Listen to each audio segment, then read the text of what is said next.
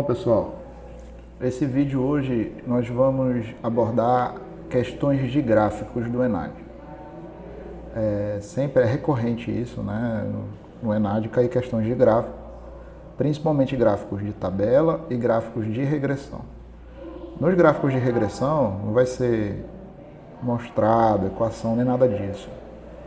Geralmente eles abordam apenas a questão do fenômeno biológico em resposta a algum tipo de dose de fertilizante ou a um tempo, período de tempo ou a intensidade luminosa, alguma coisa assim. Então, eu vou apresentar aqui para vocês três questões sobre gráficos e aí a gente vai discutindo quais são as dicas que você tem que ter aí nessa hora de fazer questões com gráfico. Bom, essa é a questão 9 do ENAD de 2004. Nós temos aqui o enunciado. Então, a figura abaixo mostra a cobertura do solo proporcionada por 4 leguminosas utilizadas como plantas de cobertura viva. Então, a questão é sobre conservação do solo. O que se quer quando se quer cobrir um solo é evitar a erosão. E quando você utiliza uma planta para esse tipo de cobertura, você quer duas coisas basicamente. Você quer que a cobertura do solo tenha um alto percentual, uma grande cobertura do solo, e também você quer que essa cobertura seja feita no menor período de tempo possível. O gráfico dessa questão foi extraído de um artigo da Revista Brasileira de Ciência do Solo e foi adaptado às condições da prova. Então nós temos aqui 4 plantas, X, Y, Z e W, e cada uma delas referenciada por ícones e o comportamento delas de cobertura do solo no eixo Y em detrimento aos dias após plantio. Ou seja, quanto mais tempo, maior a cobertura. Essa é a resposta que a gente está tendo aqui com as plantas, ok? Então, com base na figura e considerando que os solos descobertos são mais suscetíveis à erosão, pode-se afirmar que para uma área declivosa, onde a vegetação foi drasticamente removida, deve-se dar preferência ao plantio. Então, é uma questão de recomendação. Que tipo de planta você recomendaria? Uma planta com alto percentual de cobertura e que cresça rápido. Ou seja, menos tempo, maior cobertura. Então vamos lá. Na letra A, ele indica a leguminosa X. Ele fala aqui. Plantio da leguminosa X, porque 60 dias após o plantio cobria mais que 75% do solo. Então bora ver aqui. 60 dias após o plantio cobria mais que 75% do solo. Sim, é verdade isso, cobre mais do que 75% do solo, mas você deve ler as demais, tá? Por quê? Na letra B, ele fala que a leguminosa W cobre 50% do solo. Sim, é verdade, cobre 50% do solo, no entanto, aos 120 dias. 120 dias. Ou seja, a planta A cobre mais área na metade do tempo. Então, é melhor que seja a da questão A, que é a leguminosa X. Mas vamos continuar. A leguminosa Y, que apresentou comportamento intermediário, a X e a Z. Então, a Y, que é o do triângulo, realmente ela tem um crescimento intermediário entre a X e a Z. No entanto, ela tem uma menor cobertura do solo do que a planta X. Veja aqui, 60 dias ela cobre um pouco mais que 50% e a planta X cobre mais que 75% do solo. Da leguminosa Z, que apresentou maior velocidade de cobertura do solo. Então, bora ver se a Z aumentou, teve maior velocidade. Veja bem, A Z teve uma velocidade, se a gente for comparar com a que é a leguminosa X, nós temos que, para ela cobrir a mesma proporção, ela levou mais que 90 dias. Ou seja, ela demorou mais tempo para cobrir a mesma coisa que a leguminosa X, certo? Só que em um tempo maior. Então, eu não recomendaria também a Z. E a letra E, que qualquer uma das leguminosas, pois apresenta a mesma eficiência de cobertura do solo. Não, porque elas apresentam eficiências distintas de cobertura do solo. Então, aqui nós temos que a resposta certa é a letra A, pois esta planta cobre mais rapidamente o solo, certo? Em um menor período de tempo, certo? Aos 120 dias, 3 plantas aqui cobrem a mesma coisa, basicamente, tá? No entanto, a que cobre mais rápido é a leguminosa X. Então, essa é a questão número 9. A questão número 13, nós temos um gráfico aqui de coluna, ok? Então, é uma questão também de erosão. Vamos lá. A figura abaixo apresenta a água disponível, a quantidade de agregados estáveis em água e as perdas de solo que ocorreram em um latossolo após 4 anos de cultivo sob sistema de plantio convencional e plantio direto. Tá? Só lembrando que plantio convencional é aquele plantio onde tem revolvimento do solo. Tá?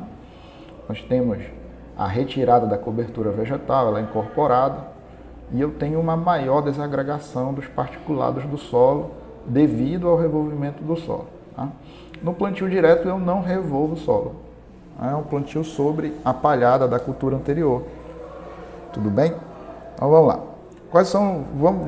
Qual é a dica para ler um gráfico aqui de coluna? Primeiro, se situe. O que o gráfico está ali apresentando? Aqui nós temos, no eixo X, qual é o sistema de plantio. De um lado convencional, de um lado plantio direto. Nos dois eixos Y, o da direita, nós temos toneladas por hectare, tá? E de um outro lado nós temos porcentagem.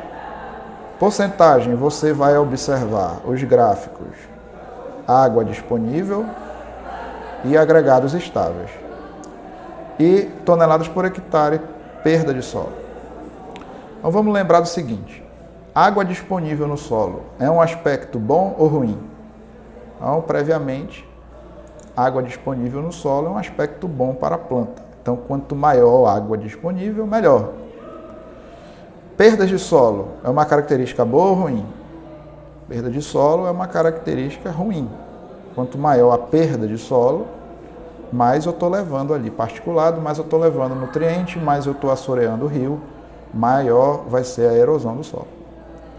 E agregados estáveis é uma coisa boa ou ruim? Lembrando que esse agregados estáveis é agregados estáveis em água.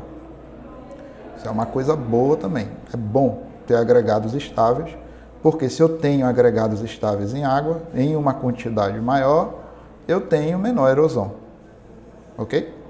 Então, vamos interpretar esse gráfico, baseado nas respostas que são dadas aqui. Com base nas informações contidas no gráfico, pode-se afirmar que, letra A, o plantio direto ofereceu menor proteção contra perdas de solo. Então vamos ver se isso é verdade. Então aqui eu tenho o que a gente tem que observar? Perdas de solo. Então é o gráfico de cor preta. Então aqui eu tenho plantio direto e aqui eu tenho plantio convencional. Então aonde que eu perdi mais solo? Foi no plantio direto, como está sendo dito aqui? Não, né? Então a perda maior foi no plantio convencional. Então essa afirmativa está errada.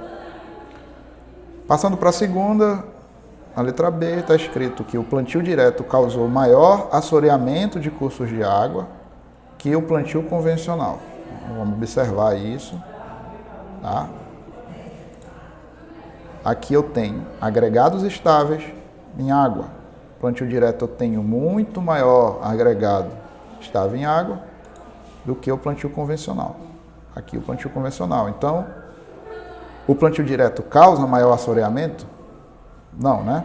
Então, nós temos que essa também é uma alternativa errada. Na letra C, o sistema plantio direto não deve ser preferido em pequenas propriedades, pois evita as perdas de solo. Então, a própria questão já se responde.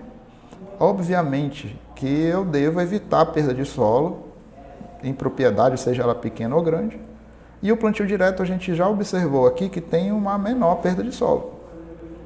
Certo? Então, ele deve ser sim preferido por promover menor perda de solo. Então, essa resposta está equivocada.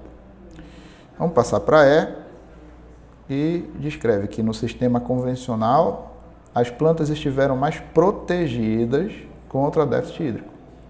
Como a gente observa isso? É sabendo qual é a porcentagem de solo, de água disponível no solo. No plantio convencional, eu tenho uma menor quantidade, um menor percentual de água disponível no solo. Logo, no plantio direto, eu tenho uma maior porcentagem de água disponível no solo. Isso quer dizer o quê? Que no sistema de plantio direto, as plantas estão mais protegidas e não no convencional. Então, é errada também. A letra D, que é a certa, né? Me fala que o sistema convencional reduziu a estabilidade dos agregados, aumentando as perdas por erosão. Então, a gente observou exatamente que a perda por erosão, que é a perda de solo, é maior no sistema convencional, bem maior no sistema convencional do que em plantio direto. Então, essa seria a resposta correta. A questão 29, ela vai me mostrar como é que é a fotossíntese líquida, a taxa de assimilação de CO2. Como é que vai ser? A taxa de fotossíntese com aumento da intensidade luminosa. Então, eu tenho no eixo X intensidade luminosa e a minha resposta vai ser fotossíntese líquida. E aqui ele discriminou plantas de sombra e plantas de sol.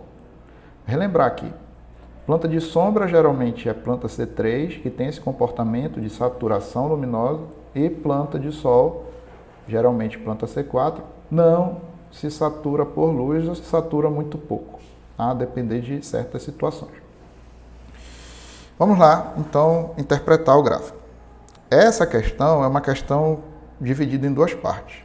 A primeira e a segunda parte e um conectivo porquê. Então, você tem que ler essa afirmação que está aqui diretamente, tá? Dessa maneira. A figura mostra que existe uma intensidade luminosa na qual a fotossíntese líquida da planta de sombra se iguala à planta de sol, porque, com baixa intensidade luminosa, a planta de sombra tem maior taxa de fotossíntese líquida que a de sol, enquanto a planta de sol, com alta intensidade luminosa, tem maior taxa de fotossíntese líquida que a de sombra. Ok? É assim que se lê. Mas vamos pegar a primeira parte. A figura mostra que existe uma intensidade luminosa na qual a fotossíntese líquida da planta de sombra se iguala à de planta de sol. Sim, é verdade. Aqui, ó, tem um momento que as duas plantas se igualam à fotossíntese líquida, tá? Em determinada intensidade luminosa, que é essa aqui. Ok? E depois fala, com baixa intensidade luminosa, a planta de sombra tem maior taxa de fotossíntese líquida que a de sol. Verdade, ó. Primeiro sombra, depois sol. Tá?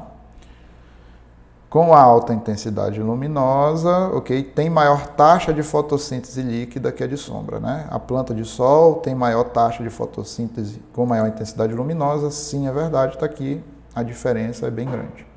Ou seja, plantas de sombra começam a fazer fotossíntese primeiro. No entanto, plantas de sol têm maior taxa fotossintética com intensidade luminosa. Beleza? Então, bora lá. A esse respeito, pode-se concluir que as duas afirmativas são verdadeiras, sim, são verdadeiras, e a segunda justifica a primeira. Então, se você lê diretamente, você vai observar que realmente essa segunda parte justifica a primeira. Mas vamos lá observar as demais características só para eliminar. As duas afirmativas são verdadeiras e a segunda não justifica a primeira. Está equivocada, por quê? A figura mostra que existe uma intensidade luminosa na qual a fotossíntese líquida da planta de sombra se iguala à planta de sol, porque com baixa intensidade luminosa, a planta de sombra tem maior taxa de fotossíntese líquida que a de sol. Então, realmente isso aqui justifica a primeira parte da afirmação. As duas afirmativas são falsas, não é verdade. A primeira afirmativa é verdadeira e a segunda é falsa. A primeira afirmativa é falsa, a segunda é verdadeira, nenhuma delas. Ok? Então, qual é a dica para questões de gráfico? Fiquem ligados no que diz o eixo X e a resposta no eixo Y. Tá? Interprete o fenômeno biológico baseado no conhecimento prévio que vocês têm das áreas. Se for solos, se for fisiologia, se for pós-colheita de hortaliças, se for floricultura. Tudo isso daí vai te dar uma resposta e um aspecto positivo muito interessante na interpretação dos gráficos. Tá? E sempre verificar se no eixo X está me falando se é positivo ou negativo. Algumas questões colocam um menos do lado do que se aumenta para cá. Na verdade, não aumenta, ele diminui.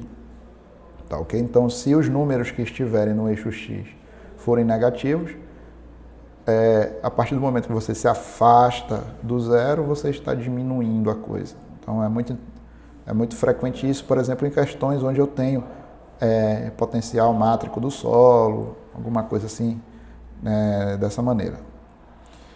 Ok, gente? Vai ter mais questões de gráfico que a gente vai resolver no decorrer do nosso preparatório. Ok? Grande abraço, até mais.